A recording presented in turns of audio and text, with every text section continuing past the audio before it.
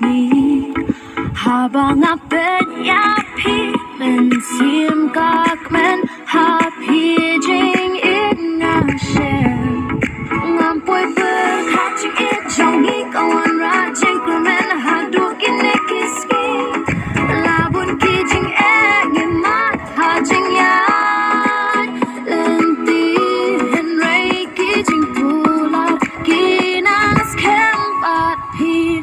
Tang happy men sim kakmen tang ma pi bana ben ai jing tien.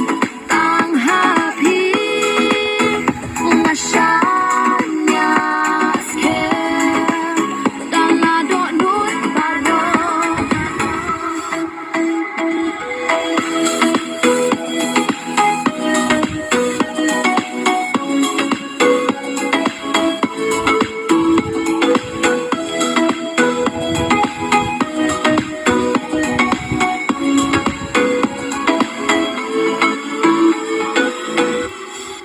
Laha janja shitang bat pingan don ring kan jiunom tang bat pi man sim kahun om don shu kuma pi hajing im jong ma lampoy ber kaching I jong I kawan rajing kermen hadu inekiski labun kijing mat hajing yan lenti henry kijing pulat kinas kembat pi tang happy men sim kakamen tang ma pi bala ben